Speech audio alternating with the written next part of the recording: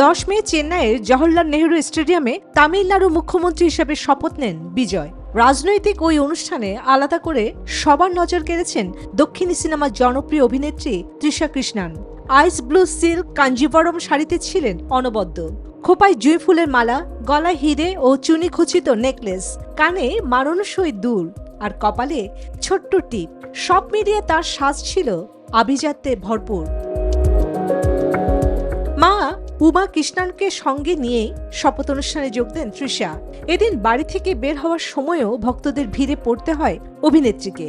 যদিও খুব বেশি কথা বলেননি তিনি, শুধু জানিয়েছেন শপথ অনুষ্ঠান ঘিরে তিনি ভীষণ উৎসাহিত। মঞ্চে যখন বিজয়ের শপথ নিচ্ছেন, সামনের সারিতে ছিলেন বিজয়ের বাবা মা শোভা চন্দ্রশেখর ও এস.এ. চন্দ্রশেখর। তবে সবার নজর কেড়ে নেন তাদের পাশেই প্রথম সারিতে তার চর্চিত প্রেমিকা তৃষা কৃষ্ণান।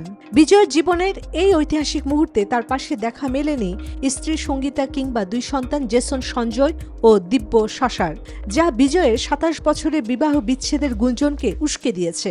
ভক্তদের মধ্যে রাজ্যাভিষেক হলেও এই দৃশ্য যেন অসম্পূর্ণ। রাজনীতিতে বিজয়ের প্রবেশের সিদ্ধান্তে শুরু থেকেই সমর্থন জানিয়ে আসছেন তৃষা।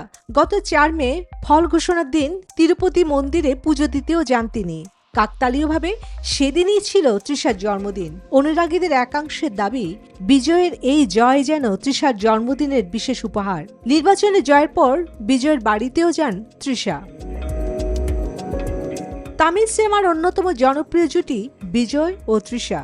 একাধিক ব্লকবাস্টার ছবিতে একসঙ্গে কাজ করেছেন তারা। চলতি বছর 27 ফেব্রুয়ারি বিজয়ের স্ত্রী সঙ্গীতা বিবাহ বিচ্ছেদের মামলা দায়ের করেন। অভিযোগ ওঠে, তৃষার সঙ্গে বিজয়ের ঘনিষ্ঠ সম্পর্কই নাকি সেই বিচ্ছেদের কারণ।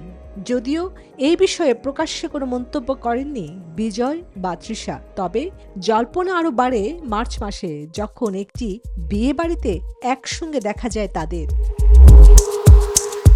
চন্দ্রানী চন্দ্রা, নিউজ 24।